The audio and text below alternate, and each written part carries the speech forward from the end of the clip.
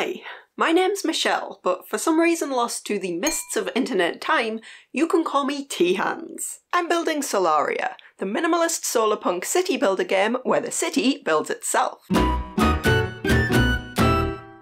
I'm what they call an elder millennial, which can also be translated as old, and I've been an enthusiastic if low-skilled gamer since the 80s. Marble Madness was my life, the game over screen from Shadow of the Beast gave me literal nightmares, and I had some extremely incorrect assumptions about how video games worked based on observations while playing the greatest game of all time, Legend of Zelda: A Link to the Past.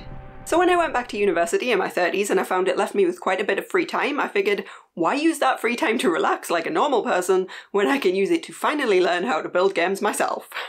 Armed with a new Unity install and a desktop shortcut to Bracky's YouTube channel, myself and my partner made a basic pixel art platformer about a bear who is also a sociology professor and just wants to go to bed. Then my partner decided that working with me was the worst and he'd literally rather die than ever do it again, so I continued on my own from there. Next up came this impenetrably abstract game about overwhelm, because the jam was supposed to be wordless and I'm really bad at art, so I just got weird with it instead. A match 3 game about craft supplies featuring some of the world's most spectacular programmer art.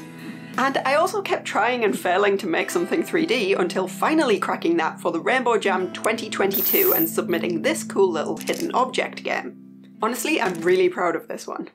So 2023 dawned and I realised it was time to break out of jamming and finally go for something real. A small commercial release, something that would build on all of the Unity experience I'd gathered so far, but also take less than a year of part-time work. Sounds like a great plan, doesn't it? So naturally, I didn't get started until May.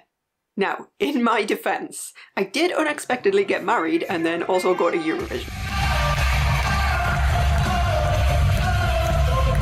When I'd actually had time to think about it, I realised that my days with Unity were probably coming to an end.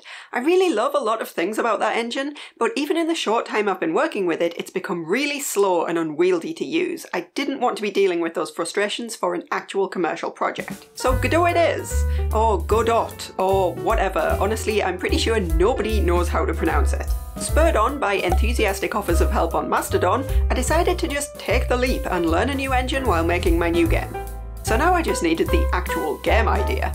Luckily, I'm what you might call a natural ideas person. There's always a list of cool stuff to try in my backlog, game-related and otherwise, so coming up with a selection really wasn't difficult. But there's all sorts of advice out there on how to choose the best idea for a solo commercial project, and a lot of it contradicts a lot of the rest of it. So how to choose? This is the part where I decided, I'll make something I would enjoy playing and just see how it goes.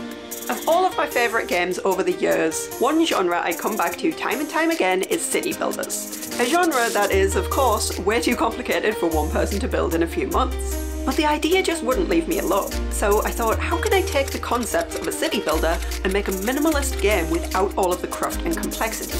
This is the question that I'm attempting to answer with Solaria, and I hope you'll join me on the journey. So what can you expect from this channel? Well, I do have a desk, which I sit at occasionally and pretend to be a real human, but mostly you'll find me slobbing around on the couch with my laptop, running commands with one hand while clutching a giant mug of tea in the other. There will probably be no aspirational b-roll of me exercising, because exercise is the devil. I'm a creature of the lake. But you might hear about the occasional knitting break or trip to get ice cream. And I don't own a photogenic puppy with which to tempt your eyeballs, but here is a grumpy old girl who stayed with us recently, and I think we can all agree she's still pretty damn cute. Get yourself subscribed, come follow me over on Mastodon where an inexplicable number of people like to look at my crappy GIFs, and let's reinvent city builders for stressed out, time-poor middle-aged people. See you soon!